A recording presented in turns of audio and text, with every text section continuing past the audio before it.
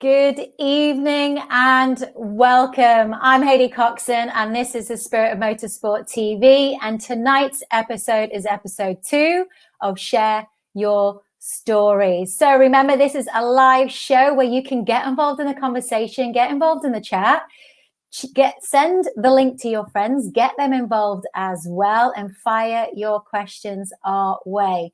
So Share Your Stories is all about, we started a group on Facebook. It's private. If you haven't joined it, get joining it, where you can share your stories, your motorsport memories, and everything else that comes with it. We've had some incredible content, pictures, videos, etc. And we've connected with some amazing people, really living and loving and committing to that revved up lifestyle. So tonight we are joined once again by two of our previous guests on the first episode, Mr. Ed Taylor of the infamous Buzzin' Hornets, and we have Martin Angeloni, and then another fantastic friend of theirs called Chris Hesse. So they've been gathering the troops. The group are here to share their stories, their motorsport memories, and mischief. So make sure you get involved in that with them. They've given some pictures for us to share on the show tonight as well. So bear with us. Those pictures are coming. But for now, I'm going to introduce the boys. They're going to join us in the studio. But make sure you say hello this evening. Good evening, Brian Spooner, Proper United. Hi, good evening. Thanks for joining us. So without further ado, I'm going to invite Ed Taylor, Martin, and Chris Hesse into the studio. Ed, good evening. Good evening, Hailey. How are you? Great, thank you. Hailey. Martin, good evening. Good. Hello, Martin. Good evening. Hello, Chris. What does he look like? I can't be outdone by Ed. No silly hats in the pit lane. Wouldn't pass fire eggs, that would not pass fire eggs. I know. Brilliant, boys. Well, listen, Ed and Martin, thanks so much for coming back on. We loved your stories and your pictures. It's a pleasure. Last time. We want to keep building on this, and you invited Chris to join you in the chat as well. So guys, please make sure to fire your comments our way and our questions. Any pictures that come up that you might know anything about as well, feel free to comment. Chris, we've got to come to the outfit. Tell us more. Right, I'm ready. Tell us where the outfits come from. Give us a bit of a backstory. The outfits, this came from Koh Samui. Okay. We had a stopover there between races in Australia, and the team said that there's no point in flying everyone back, so we had a week in Koh Samui, and I bought this shirt then. Very nice. And it still fits. Sitting down. It still fits. Yeah, 3 lockdowns later, and it's still fitting. Ed, very good. Ed, well see the back, it might be all cut open and just left. I know. What's he got on the bottom? That's what I want to know. Nothing. He's probably sat there in his white fronts. Good, it's warm enough. It's warm enough. Listen, everybody, keep your comments coming in. Keep your questions coming in.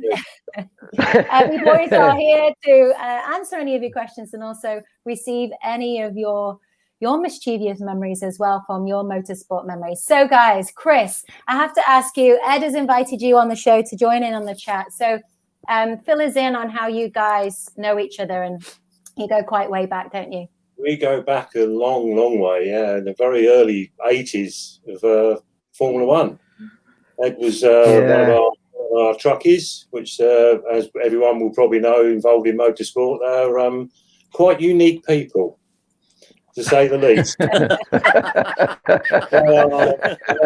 All characters. That's a word I haven't heard them describe. That's a word I haven't heard Unique. Unique. Yeah, they're a breed amongst themselves, the truckies. Absolutely. But they keep it rolling. Oh, Yes. exactly. I can't agree more. Yeah, well, it's it's just another cog in the wheel, another part of the team, and we all take the mickey out of one another for the different roles that we do.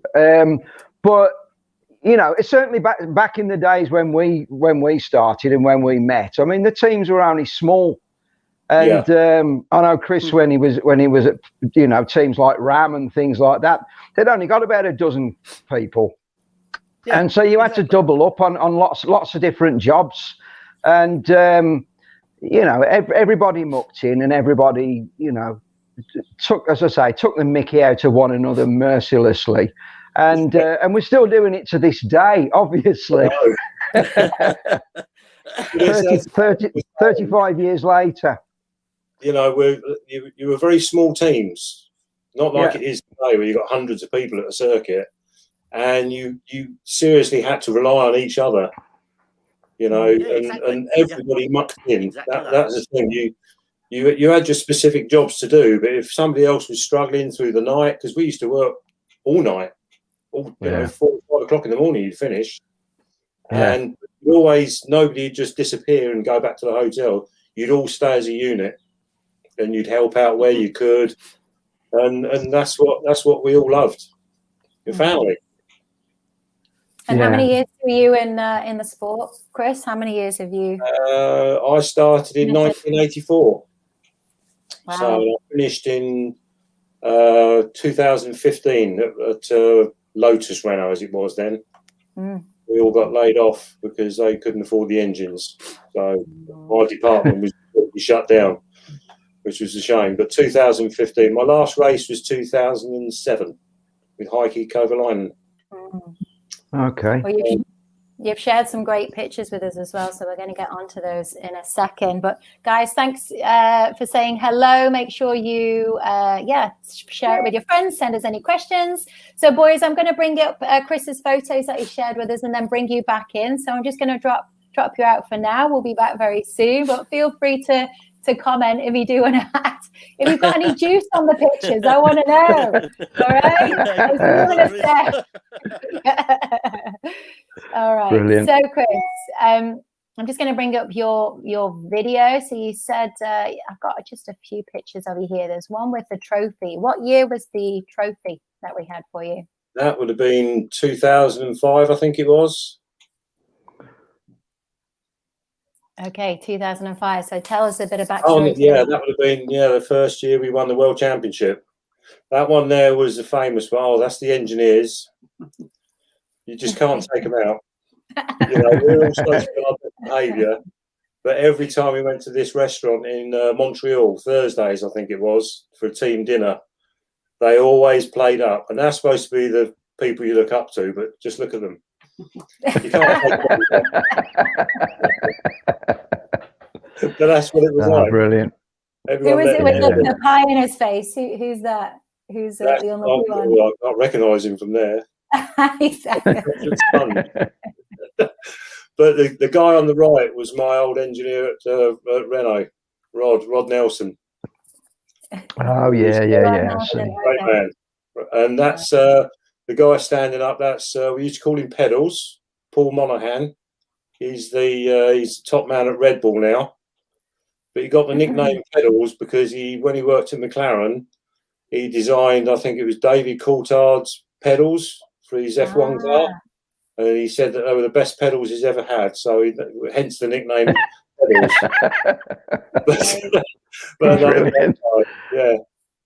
Yeah. We've had some comments here, boys. Brian Spooner saying, good to hear some crack. I totally agree with you, Brian.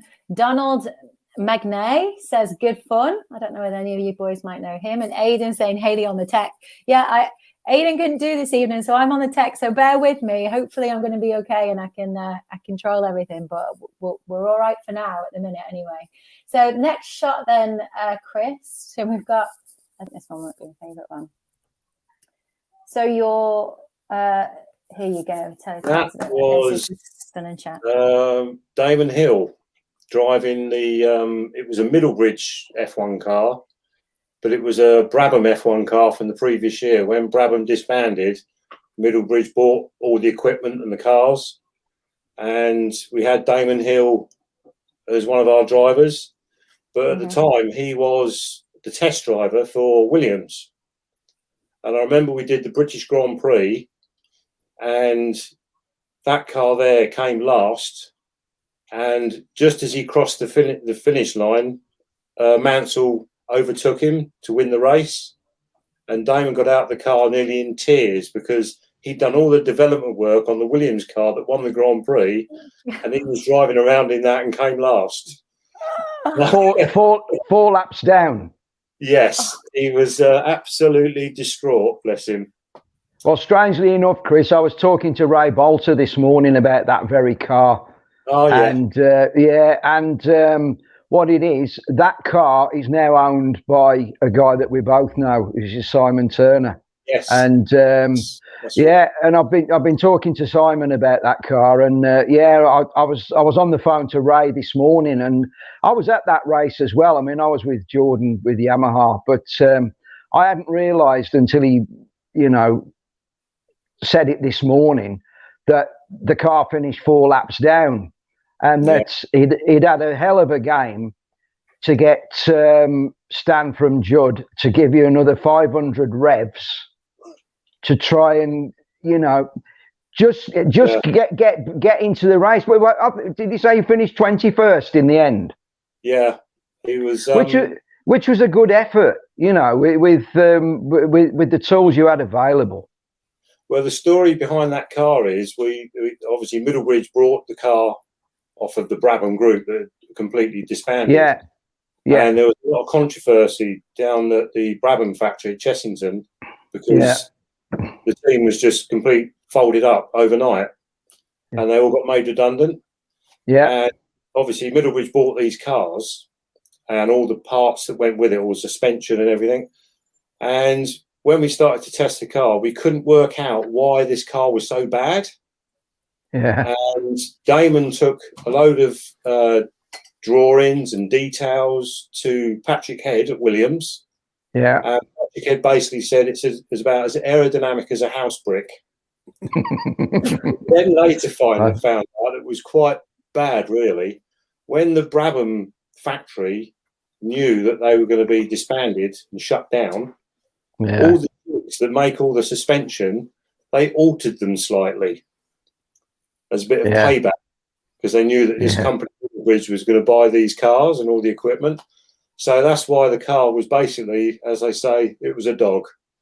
Well, that's a piece of juicy gossip, isn't it? Yeah. I like that. There's lots of stories like that. I mean, I worked with that car the previous year when it had a Yamaha V12 in it. And obviously the car was built around that engine. So to take it and then stick in a Judd engine, it was a totally different animal. I mean, it was bad enough when we had it with the Yamaha. I mean, I think we scored 3 points all year, and it was what? But Bernie, he wanted to get a lady driver, didn't he? Yeah, well, he got Giovanna in that car, didn't he? Right, and she drove the car for probably a third of the season. I think she did three races. Yeah, they realised that they needed a driver with experience. Yeah, to drive the car up. Mind you, didn't they have Eric Vanderpoel was the other driver, I think, and he was, he got experience, but I think he was struggling big time with that thing as well. Yeah. But do you remember the guy Meathead used to work with us? Yeah, I do. I think his name is Paul the Sewer. Yes. Yeah. Well, we were at I think it was Spain. I think we were in Barcelona. Yeah. And after this, we're packing up the garage and helping the truckies out as you do. Yeah. And she came into the garage screaming that she'd locked her keys in her hire car. And she couldn't get in the car. And she said to Paul, Paul, I need some help. I need to go to the airport. I'm going to miss my flight. I've locked my keys in the car. So Paul, being Paul, as we all knew him, he said, no problem. He said, I'll come and help you. And he went out to the side of a car, and in his hand, he had a spring centre punch. Yeah. And he went up to the side window, went bang, shattered the glass. He said, there you go. You can go now. See you next weekend. Almost sounds like you knew how to do that. Yeah. But this is what I say. In the early days of Formula One, this was what it was all about. It was. I mean, you imagine doing that now? Oh my God!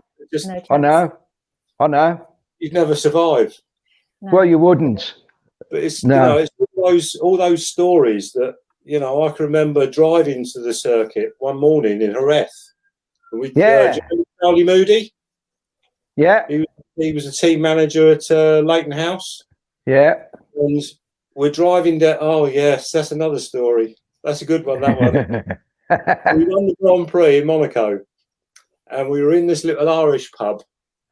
And we're all sitting there having a drink. Must have been about 2:00 in the morning. And all of a sudden, Prince Albert walks in. And these two big guys, all in black, so, obviously guards. So I'm sitting there having my beer, and I said, that's Prince Albert. So I thought, I've got to go and say hello. So as I walked up, this big bodyguard, put his hand on my chest and pushed me back. Yeah. So I thought, oh, okay, fair enough. And then Prince Albert looked over and he said, hello. I said, hello. And he said, so who are you? I said, well, we're with the Renault team. We just won the Grand Prix. He said, oh, come over and say hello. So we went over there, and I said to him, I'm very surprised that you're here. It's an Irish pub in the middle of Monaco. And he had his dicky bow tie on, and he said, I love this pub. He said, I've just been to the big party, obviously after race, and he said, but I really do love this pub. And he stood there with a pint of Guinness in his hand, thinking, I thought, what a great advert for Guinness. And anyway, we had a quick chat with him, and I said, okay, thank you for, saying hello to us all, and, wish you well. And as we walked away, I tapped the big bodyguard on the shoulder. I said, never mind, mate, next time. Well, actually, there's another story about those people, because in Monaco in '89, we'd been working some hellish hours and what have you, but we were all parked up, but our trucks were all down by the harbour, and we'd got the awnings up and everything like that, and it was always hard to keep people out of the awnings, and which is essentially a work area and that. But if we were in a bad mood, if we were in a good mood, we'd sort of let people come in and hang around and that. If we were busy, if we were a bit sort of tired and tetchy, but then we'd sling them out. So, but anyway, these kids, these sort of teenagers, early 20s or whatever, came in underneath, lifted the barrier up, tape barrier, and they just came in. And I went to sling them out. And then somebody just mentioned to me, do you realise who one of the young ladies is there, Ed? And I says, no. I says, but they're in the way. I says, well, her dad owns Monaco, and it was Princess Stephanie. But, ultimately, I mean, they were very gracious about it. They understood, all the guys are working, and it's in a cramped area and that. And, but yeah, we've slung loads of people out. It's, and they either take it for what it is or that, but, yeah, it's like being on the grid again, Monaco. Yeah. You cannot believe, I mean, the amount of people and hangers-on who are on the grid in places like that, and it's completely ridiculous, and it's dangerous half the time. But I mean, we used to sort of it was always easy if people were in the way. You could just push the car or push a trolley, and it just used to catch them in the back of the ankles, and they'd soon get out the way. We were terrible. We were terrible. What's your favourite Grand Prix? Have you got a favourite? I'm going to bring Martin back in for this as well. Is there a particular one that stands out? Is he still here? I'm here somewhere. Somewhere. Like a particular Grand Prix that you really enjoyed going to? Is there one that stood out?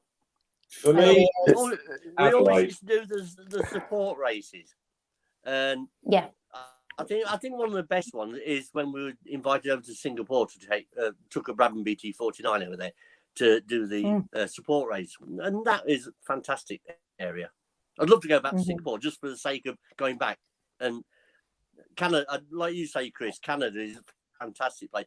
The circuit, a bit old-fashioned, but Montreal is an unbelievable place, isn't it? Yeah, it's good place that. Yeah. Yeah. Well, I'll agree with Chris. I mean, I knew immediately the venue he was going to say, and it's exactly the same as mine, and that's Adelaide. Yeah. I don't think there's ever been a better Grand Prix than that.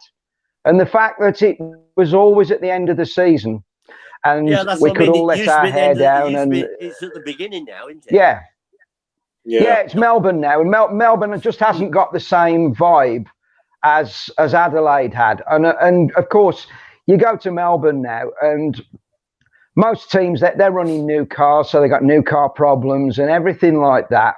But Adelaide, it was just, why are we in Adelaide? Oh, is there a motor race going on? And that used to get in the way of the partying and the going out, to be honest with you. The motor race was incidental. Oh, gets in the way. The people were going as well, weren't they? Fabulous. Oh, yeah. I mean, the Australian people just embraced the whole time. I remember the end of '88. I mean, we'd had a good time in Japan in '88, but then we flew out to Adelaide, and we were there sort of like 2 weeks before the race, really. So we've got a week off, and it's just a week of, it's just a week of fun. And in subsequent years, when we went there after, you come out of wherever you've flown from, and you land into Adelaide, and it's just like, we're home. We've arrived home. We all felt comfortable there, and we just loved it there, and it was great days, absolutely great. After the race, all the mechanics would be selling all their old. And can you do that now? And he stopped again. Yeah. But I'd seen mechanics walking out the paddock at night in socks and underpants. They'd sold everything. Yeah. And I remember year, go on, mate. It was on the Monday lunchtime, and we're due to fly out in the evening. And I walked down to this little sports pub on one of the corners on the circuit. Yeah. And all of a sudden, the big doors opened up, and these two guys came in, and they've got loads of Brabham bodywork. This is the year before and a front wing. Yeah. And I said to the guy behind the bar, I said, what's all that for? He said, we're going to put it up in the sports bar, up on the wall as a showpiece. Yeah. The story goes, so anyway, they bought it off of somebody at Brabham. Don't know who. It was all covered in bubble wrap. From the UK. So proper spares.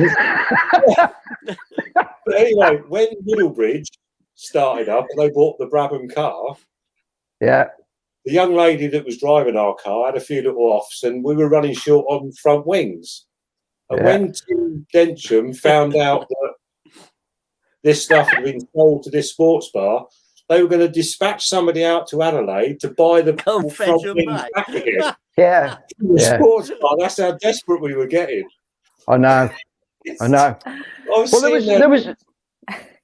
It just all came in through the door, and I'm thinking, where the hell did you get that from?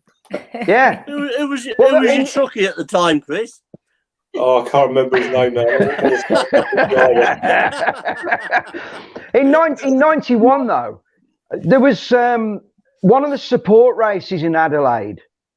Bearing in mind, I was working for Brabham Yamaha then, but one of the support races on the Saturday afternoon, all the cars formed up on the grid, and I was setting the pit wall up or taking the pit wall down or something. But I can't remember quite what the time was. But anyway, this driver got out of his car in front of me on the grid in a pair of Brabham Yamaha race overalls. And he was driving. I don't know whether it was the supercart race or something like that, but somebody had flogged him one of the team's current set of overalls probably in a bar the night before. And there he was lined up on the grid, ready to do his racing. You can see why you've gone so well, you're Formula 1, can't you? Yeah. Boys, I'm just going to share some comments. We've had some comments from the viewers. We've had Donald McNay again. He's getting involved in the chat saying these lads have lived, great characters. Rob Cliff says priceless. And good evening, Ian Anthony Huntley, who is watching and joining us as well from home. Brilliant, boys. Okay. I think we could go on for hours, couldn't we? But we need to let's get some more pictures. I want to hear the story, Chris. I need to hear the story that goes with this picture. I think that there's a juicy story to go with it. So let's we're gonna bring it back in and I will he's looking worried. Yeah, that's our rouge. All right, so let's come back. So the boys, tell us a bit about that. That's the one I said in Monaco. Oh, this is the Monaco. Sorry, apologies. Yeah, I thought Monaco, that you were great. So the 25th. That's his mate Albert. Yeah. It is, of course. It's Big Al. Big Al. Him on the show. Yeah. So your trophy picture as well was 2005. Is that right? Did you say? Yeah. Okay, That's great. the first championship we won. Great.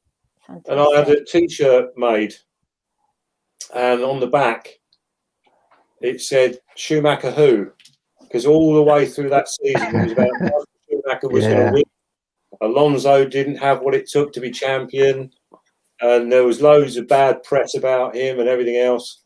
So I had this T-shirt made, and it had world champion on the front, but across the back it had Schumacher who. So as the race finished, and obviously it was game over, I went down to the podium and I unzipped my overalls, and nobody knew I had this shirt on. I put it on quietly before the race.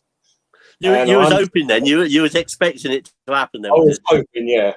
And I pulled the overalls down, and as Michael Schumacher walked past looking pretty dejected, I turned round and give it one of them. And on the Monday morning, flying out after the race, it was all in the press and everything. Yeah, brilliant. Yeah, good times. Yeah. We've had Brian Spooner say here, boys. I'm told Renault F1 did the biggest homers. Is that homers? Can't you spell them? Yeah. All right. So we got one more shot, and then Martin, we're going to share some of yours as well. Yeah. There we go. This is. Oh yes. That's Chris's. Yeah. Yeah. I remember. We all know what that one is. The start of the race, and as I just basically walk. We were all running back to the garage as you do after the race, and it was a long way back from the grid. And I looked over my shoulder and saw all this dust and smoke, and I turned around and said to somebody, I can't remember which mechanic it was, I said, "God Almighty, somebody's going to have a lot of work on tonight." And they turned around and said,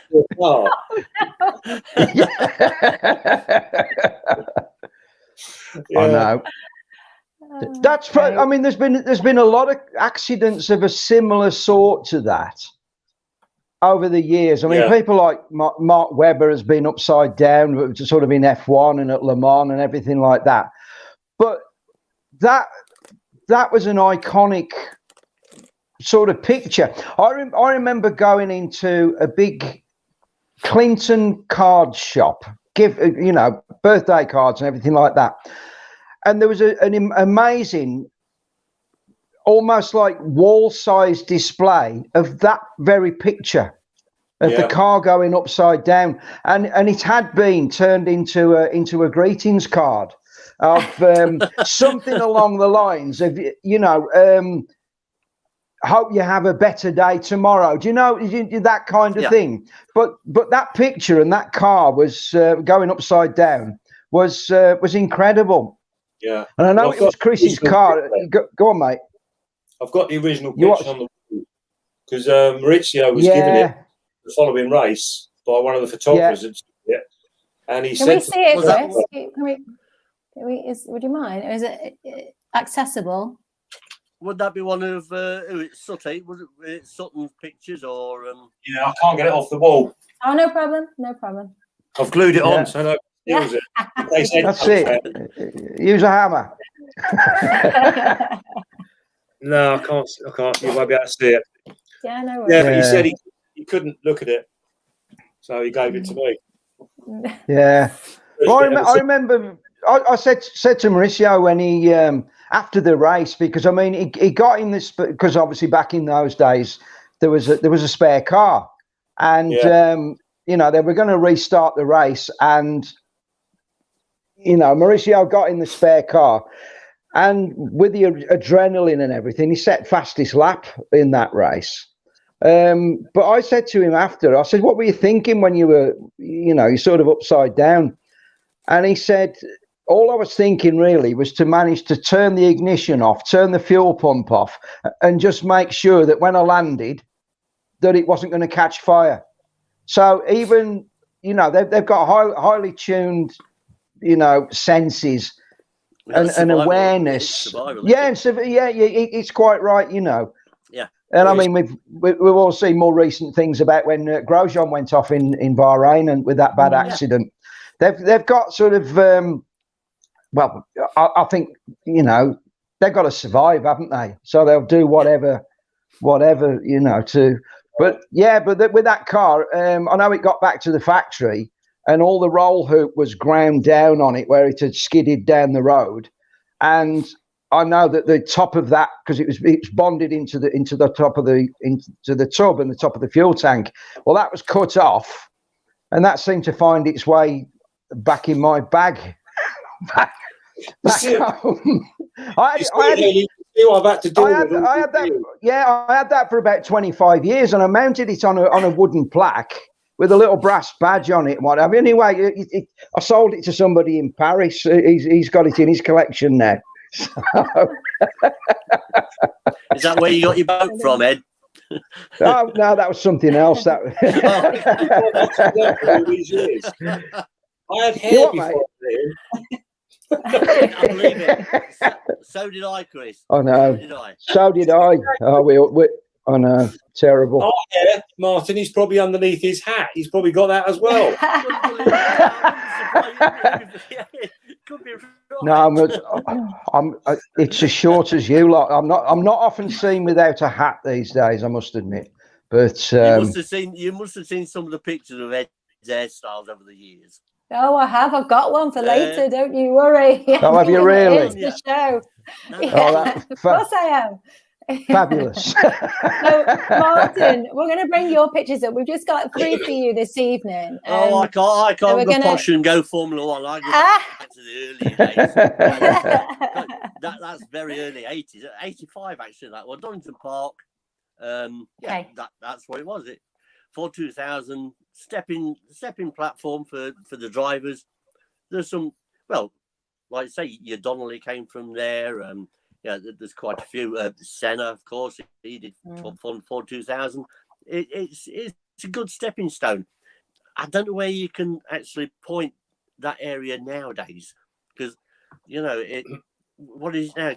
GP3, GP2, and F1. It's sort of lost its way a little bit, don't you reckon, Ed and Chris? Do you think it's I think so. Anymore?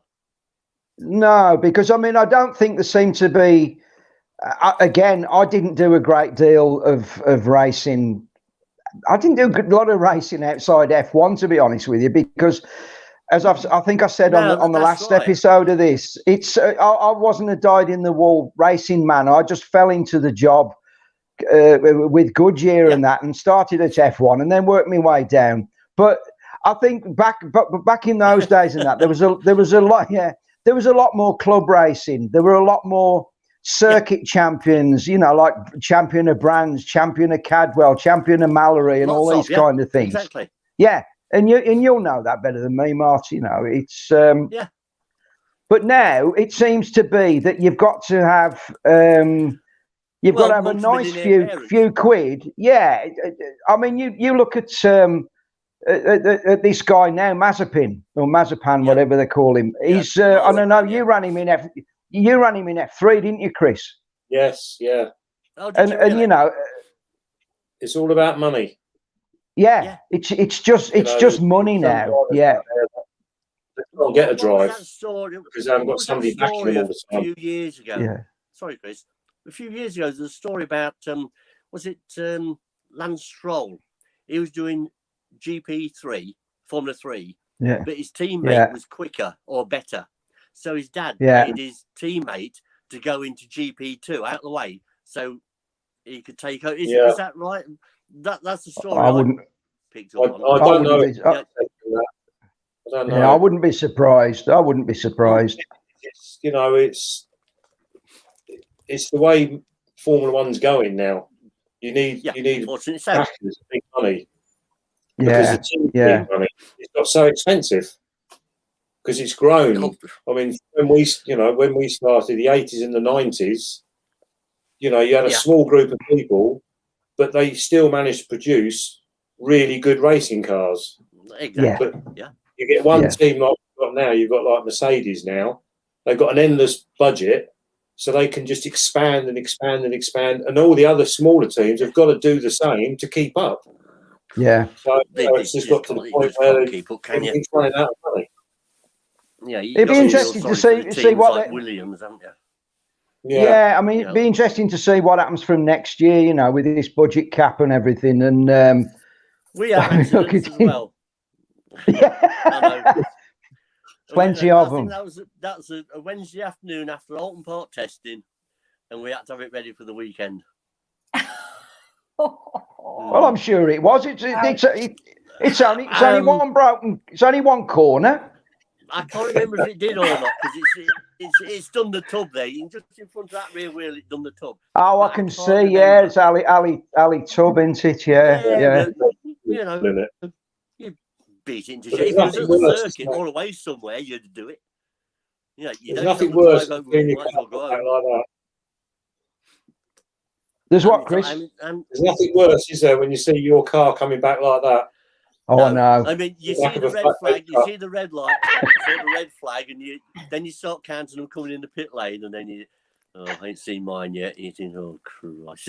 And then that's right, and then it's that sinking feeling. But there you go. Yeah. It happens. And then when you see it's somebody else, so somebody in the next garage or garage down, then you start laughing.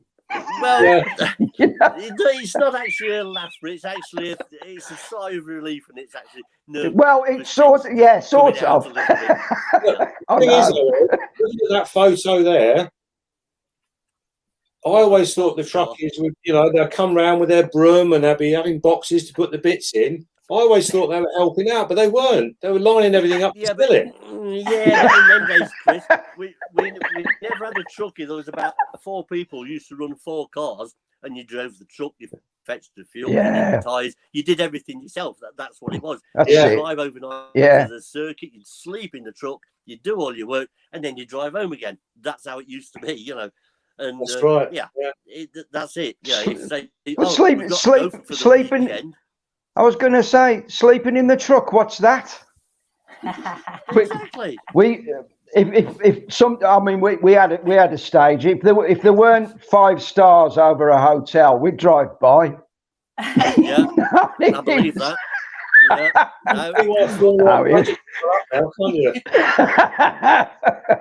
That photo.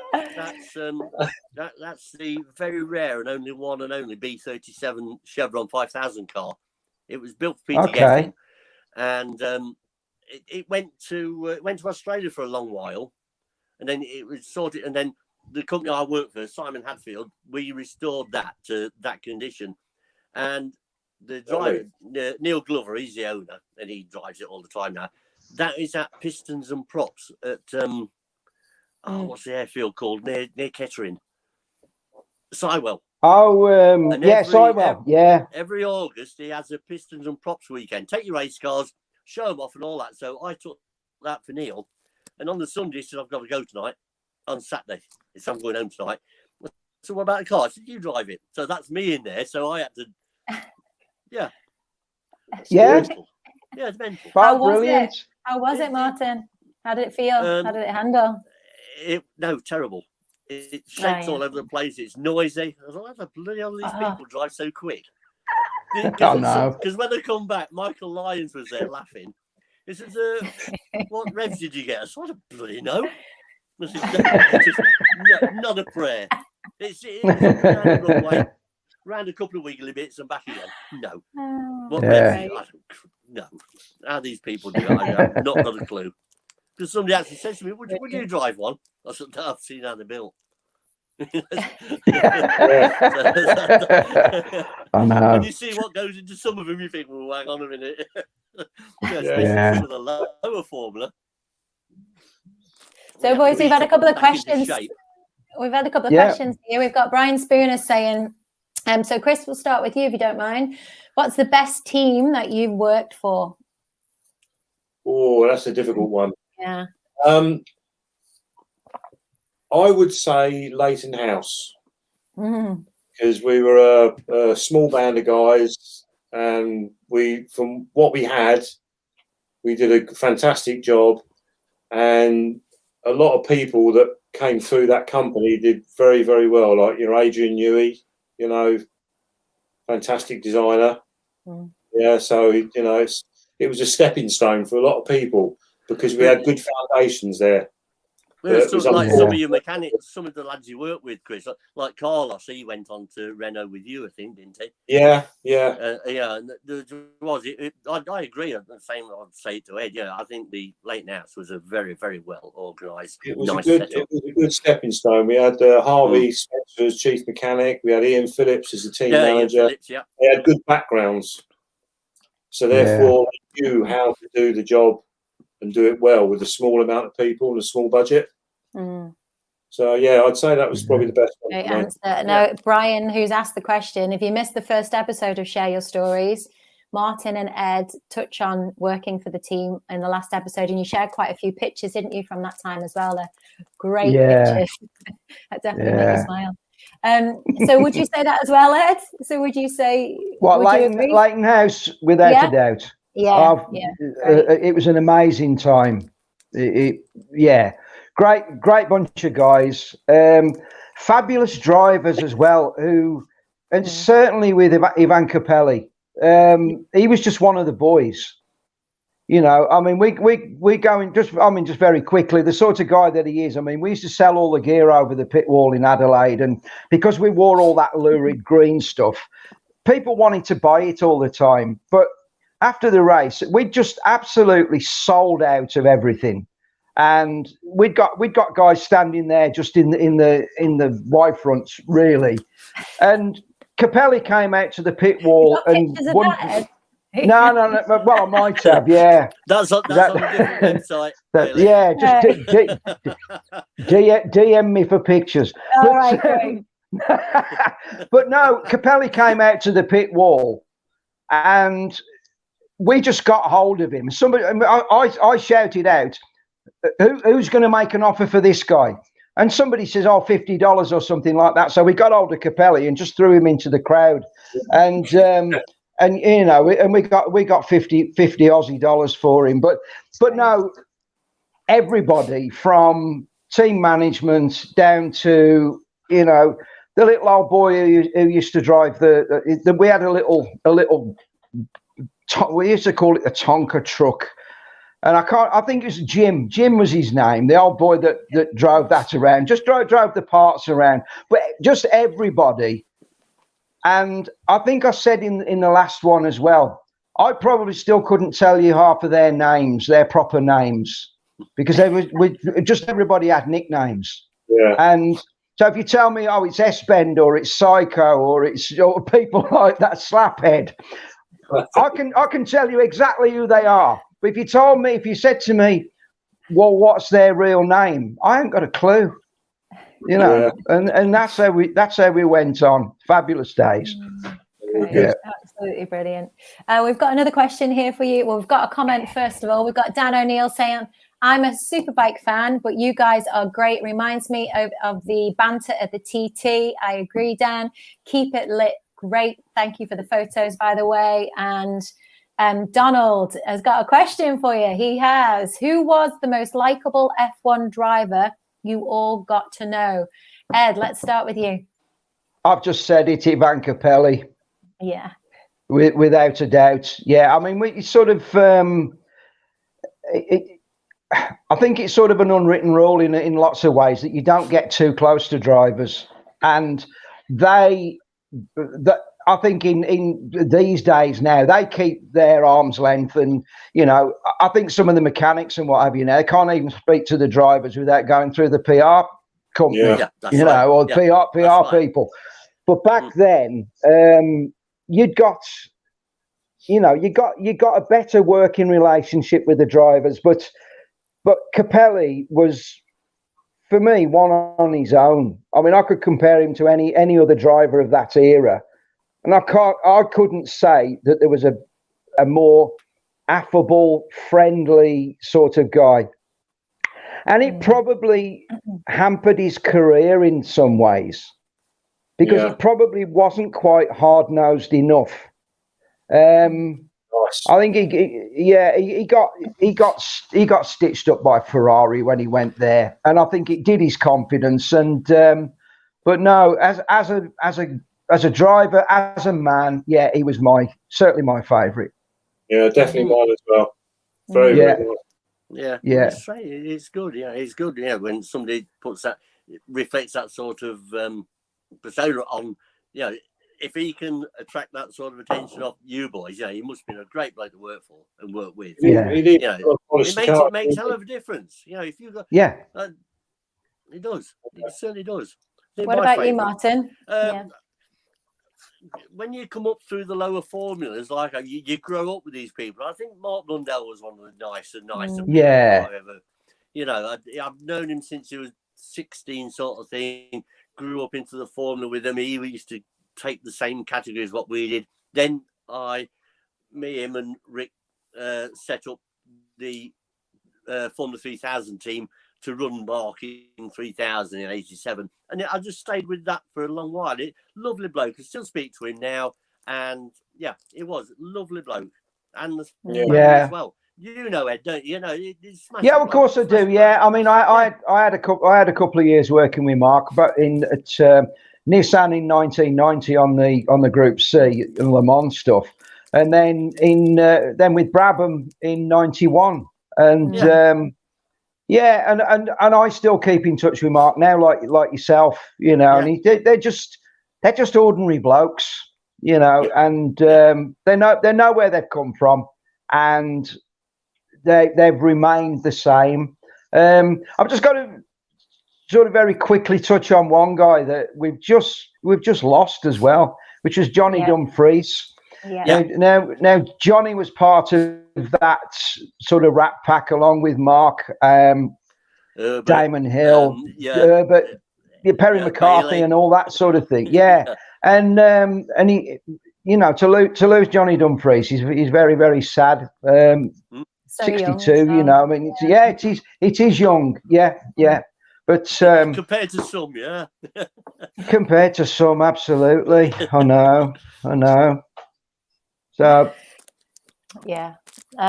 thanks for mentioning that, Ed. We do have your pictures, so we're going to bring your video up here, Ed, and that does have Martin here. But first of all, before we get on to the picture with Mark. Right. That's his head. Yeah, there's always been two Eddies that play the drums who played the drums at Jordan. One of them is a multi-millionaire team owner, and then you've got the other Eddie who's in that picture there. But strangely enough, Yeah, I mean that was in '92. That was one of Silverstone after one of the.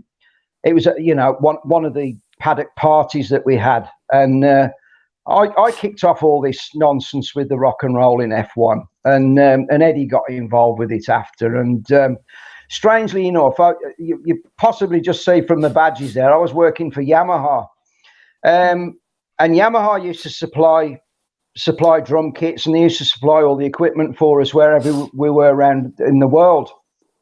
And I was actually told at one stage was because Yamaha were getting such bad publicity with our engines not performing and kept blowing up all the time, and just, we had loads of problems with them. But they said that apparently back in Japan, they were really happy with me because I was getting more positive publicity for Yamaha by playing their drums than they were getting from engines blowing up and poor results on the track. So that's one I've sort of dined out on a bit over the years. But yeah, that was I've got a bit of hair there, haven't I? Very cool. Very about as much. That smouldering look. Well, there we go again. Now, this one was in 1991, and this was sort of the very early days of the band that we all put together. You can see there again, I've got Yamaha drums there. So, and that's on the start and finish line in Adelaide. And we put this band together a couple of races previously in Portugal. And if I go from sort of right to left on guitar, there you've got a lad called Vaughan Tisley. He was a tyre fitter for Goodyear, but he was a fantastic guitarist. On the left, moving in one on the microphone is Slim Jim, which is James Allen. Obviously, a lot of people know who James is. And he was actually our singer in the band at that particular time. The other guy on guitar there is Chris Dinage, who was at one time Ayrton Senna's #1 mechanic, but Chris now runs all of the Classic Team Lotus cars. Myself on drums, and Chris mentioned the other guy earlier, and that's Paul Lasure, called Meathead. And he was, he was just a complete and utter nutcase. A good mechanic, and I tell you what, a damn good bass player as well. And he just loved all of what we were doing. And on the far left, we've got a guy called Denny Baker. Now, Denny's no longer with us, but he was a truckie for Tyrrell, and the clue is in the name, actually, from why he was such a good musician, because his cousin was actually Ginger Baker, who was with Eric Clapton and Jack Bruce in Cream. And Denny was Ginger Baker's cousin. But we played in Adelaide. I mean, we sort of had a residency at this sports bar that Chris was mentioning earlier, and we played 2 or 3 gigs there. But one of the times as well, and I'll try and be a little bit quick with this, but every year in Adelaide they always had a big artist a concert to sort of close the show, and this particular year was Paul Simon, and he was doing his tour with a 29-piece band. It was an incredible show, and they'd just played to 1 million people in Central Park in New York. Well, Paul Simon was around the pits, and we hadn't got to meet him or anything like that, but one of the Williams girls, who I'm sure you all know, is Annie Bradshaw. She was one of the PR girls for Williams, and she said, would we like to go and see Paul Simon's sound check? And we said, yeah, that'd be great. So we all trooped up, and we stood on the side of the stage, and Paul Simon with all his band, I mean, he's playing You Can Call Me Al and everything like this. And I was aware I was stood next to this little fella by the side of me who turned out to be Harvey Goldsmith, who, and for those that don't know, Harvey Goldsmith basically with Bob Geldof promoted Live Aid back in '85. So Harvey was a big hitter. And Harvey said to me, he says, "Oh, he says you're the F1 band." I said, "Yeah." He says, "Have you met Paul yet?" I said, "No." And he says, "When he comes off stage, I'll introduce you." So sure enough, he came off stage, and Harvey Goldsmith introduced me to Paul Simon, and I thought, well, this is great, you know. And he said, "Oh," he says, "what are you doing?" And I said, "Well, we work for the teams." And I said, "But I've got this little band together." And I said, "We're actually playing the McLaren party tomorrow." And he says, "Where's that?" I said, "It's the Hilton Hotel." And he said, "Oh," he says, "I'm staying at the Hilton." And I thought, I've got to ask him. So I thought, well, in for a penny, in for a pound. And I said, "Look," I said, "if you're around," I said, "you're very welcome to come and have a jam with us." And I thought, that's just me being cheeky. And he says, "I'd love to." So anyway, we get to the next day. Now, that particular race in '91, I think it was cut short after about 15 laps because it was just, the heavens opened and it never dried up. But we went, we packed up quickly and we went and watched Paul Simon in concert. And then on the evening, we went to to do the McLaren party. Well, we got up to do our set. There was lots of famous people in there, and Eddie Jordan got up on drums with us. And while Eddie was up on drums, Ron Dennis got up, put a pair of sunglasses on. I put a pair of sunglasses on, and me and Ron Dennis are the Blues Brothers. And we've got Eddie Jordan playing drums. Ayrton Senna's in there as well, and people like Barry Sheen and Sterling Moss and all these kind of people. But anyway, Paul Simon hadn't shown up, and we thought, that's okay. But I got to the airport the next day, and Annie Bradshaw came up to me. She said, "Oh, I believe you had a great night at the party last night at McLaren." I said, "Yeah, it was good." And she said, "I was ashamed about Paul Simon." I said, "Yeah, well, I didn't expect him to show up." She said, "Oh, don't you know?" I said, "What?" She says, "He did turn up." She said he was with Mark Knopfler from Dire Straits, and he was with Michael Hutchence from In Excess. And they didn't have the right ticket. So they were turned away at the door. And Paul Simon and these guys had come to jam with us. And I went bloody mad because the opportunity of doing that was just too incredible. And just a couple of years ago, just to wrap this one up, Paul Simon was on Jules Holland, and he actually did a song called Wristband. And the lyrics go, "If you haven't got a wristband, you're not coming in." And I always hark back to that particular party and think, I wonder if he got an inspiration for that, but story, well, brilliant. yeah. Sorry if I bored everybody with it. You did not at all. So coming back to your stories then, and you were referring to Mark and Blundell, this is a great compilation of pictures here. Yeah, well, that one there, the bottom right with, it was just an ad hoc picture that somebody took. You can see it's not a selfie with us holding the cameras up. Yeah, I got on with Mark very well, and the top visor was his first ever Grand Prix, which was in Phoenix in 1991, and then he got another one down the bottom, which because during that season I looked after Mark's helmet and changed the visors and everything for every race.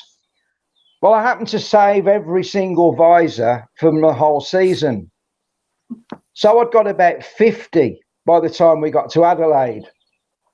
So I sat Mark down in the garage after the warm-up on race day, and I got him to sign every single one And then in our after race sale over the pit wall, I flogged them all.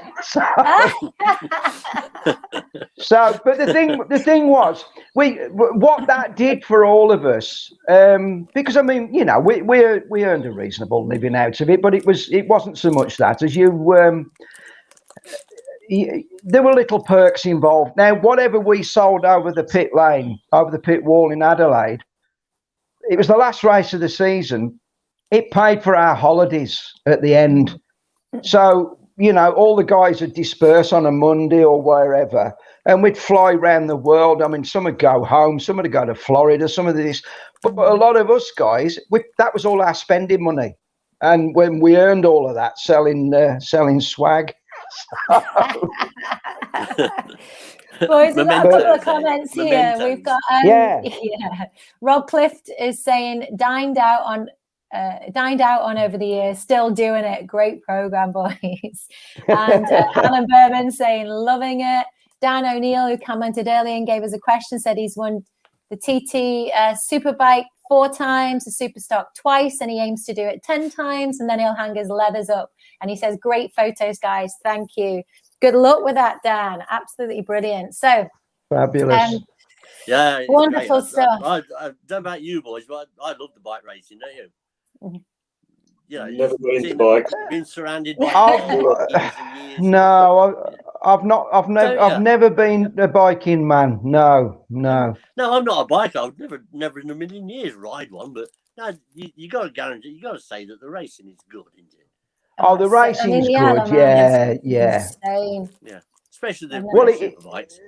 Yeah, I mean, but I think people like Guy Martin and that have brought a lot of it to the the forefront, haven't they? You know, and I mean, you've got iconic races from the past. I mean, if you go back, I mean, I do remember people like Agostini and Mike Aylwood, Barry Sheen, and racers like Kenny Roberts and things like that. Yeah. Again, they were good rivalries, and again, I think the sort of like the comradeship between the riders, between the teams, and everything of those days, you probably don't get that now. No. So but I think it's like you said, you're surrounded by PR people, and you just can't go wander off and talk to somebody, can you? Yeah, that's the thing. No. The great thing about the Isle of Man TT, it's a very warm and open paddock, so it's very that's the difference. It's so open, friendly, you can. It's a real great community. You might remember it. It was one race. Do you remember Gunner, Andy Paul? Yeah. Yeah, the composite car at the Lane House.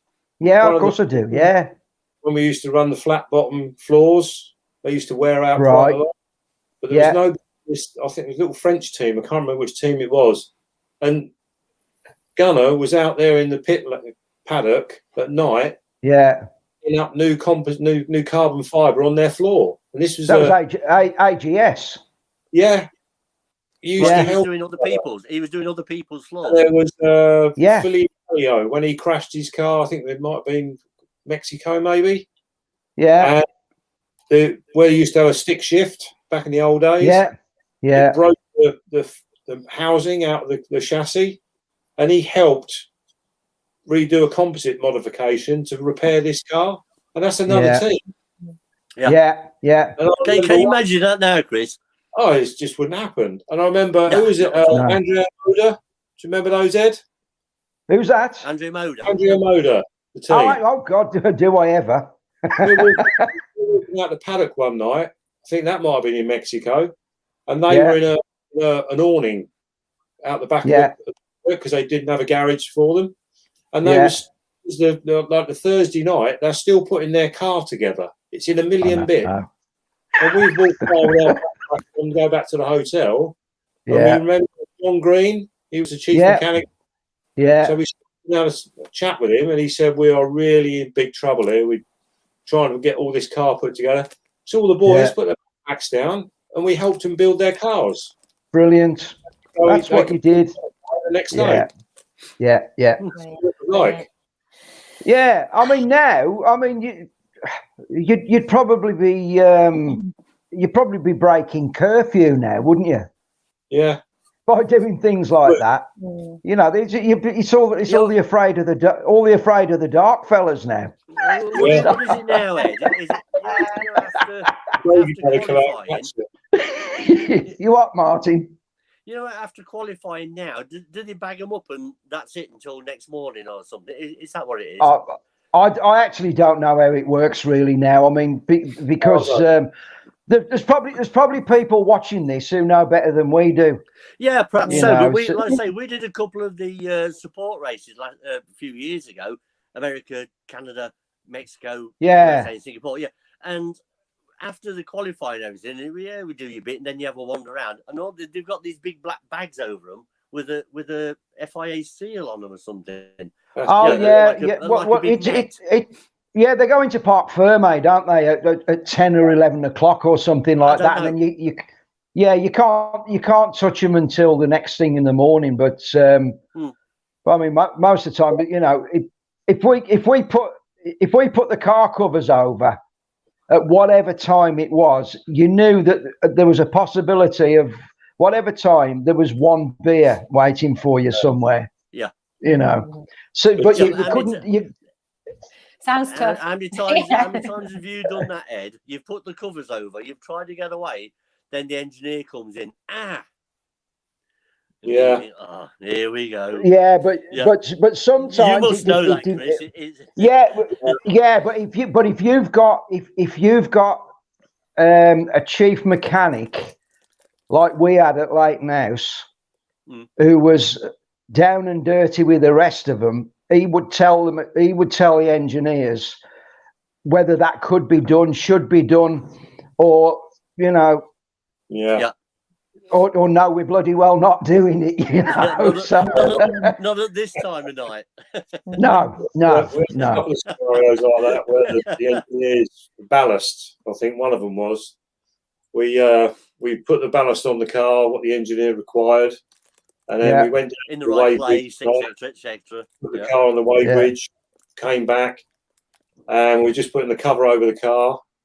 And then the engineers come out and said, I've made a bit of an error with the ballast. We're like 1.5 kilos underweight.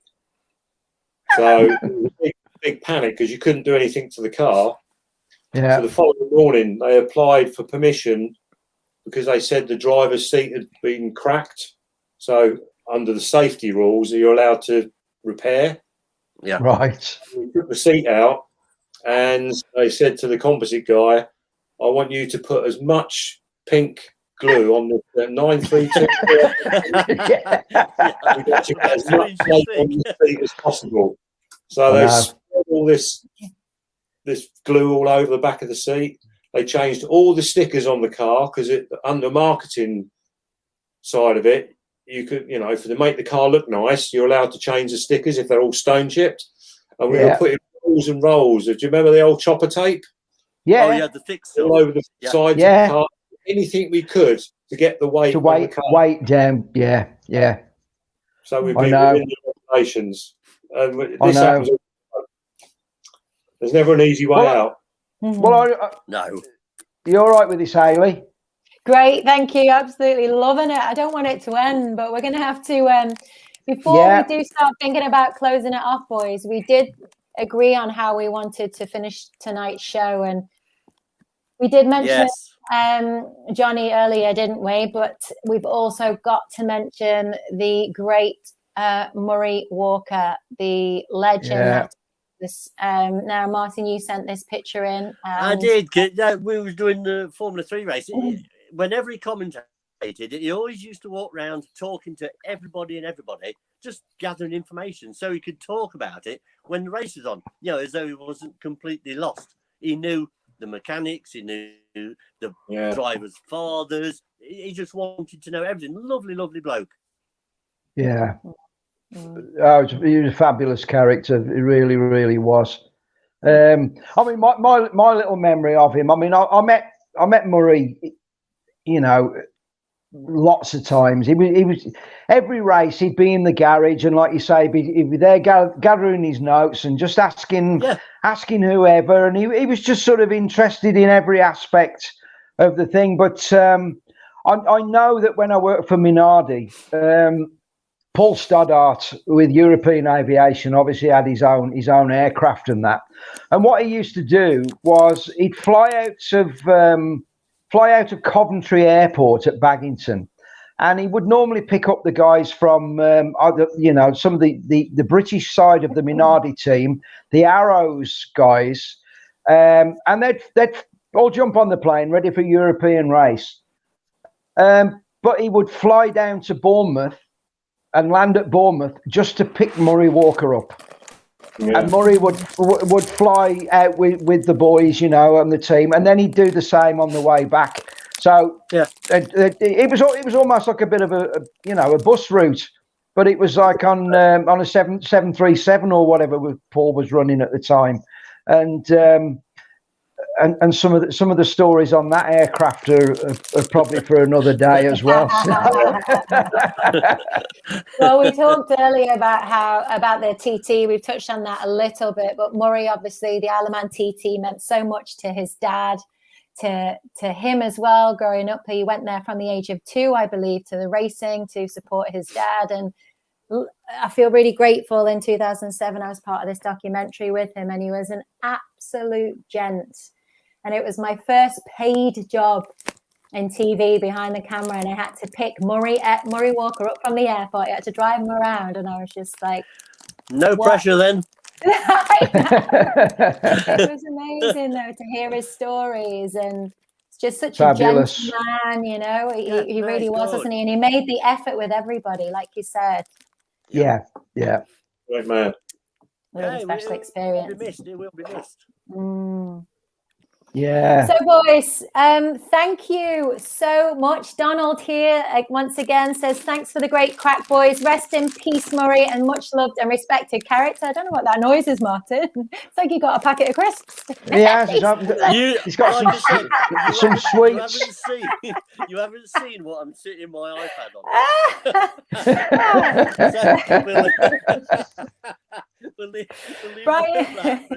on. Brilliant. Brian Spooner says, brilliant show. Thank you. Thanks for joining us, Brian. Remember, guys, this is available now for a replay. So if you know anyone that will enjoy it, make sure you tag them in, send it on, get them involved in the next one, because we will be back. Listen, Chris, thank you for joining the party. Really appreciate you giving us some of your time and joining the boys on here. I look forward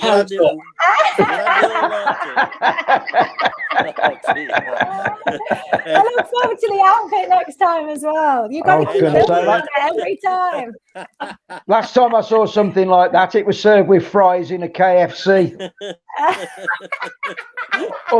Other fried chicken outlets are available. Chris, thank you so much. I really appreciate your time. I look forward to joining us again soon. Take care. Martin, cheers, guys. Have a wonderful Easter. And Ed, and you yourself, just released dates. You've got more dates coming up now. The band's getting going again, aren't they? So you're going to be out and about. We are, yeah. We've the next big one we've got a few gigs with the Buzzing Hornets, sort of small ones, but we are doing a big thing in August the 21st. It's called the Celebration of Speed. And that's going to be a really nice gig. And I'm sure, Hayley, that if I send you some details of that, you can post that up. But there's going to be F1 cars there. There's going to be sort of super bikes and everything like that. And that's going to be a good one. That's going to be really good. Cause, isn't it? Which charity is it? It's for the Jackie Stewart's Race Against Dementia. Sure. And they'll be raising money for that, and it's gonna be a really nice thing, and we're just keeping our fingers crossed that obviously it's all gonna happen. With all the situation that we're in at the moment, everything is crossed. Yeah, absolutely. Fingers crossed. Yeah. Because a lot of effort goes into all of these kind of things, and for everybody that's within the organisation, let's hope that it all goes off okay. Well, all the best, Ed. Once again, thank you for coming on the It's show. a pleasure. I know we're going to see more of you. We have to. So thanks. Have a great Easter, and I'll speak yourself. to you very soon. Take care. All right. Cheers, Hailey. Cheers, everybody. Bye. Thank you, everyone, for joining us on quite a different show this evening. This was Share Your Stories, episode 2. Andy Reeve says, thanks, everyone. Great stories from you all. Great. Thank you so much. Really appreciate your support. Please do share away. Right, guys? Thank you once again, all of you. Have a great Easter. I'm Hailey Coxon. This is Share Your Stories, episode 2 on the Spirit of Motorsport TV.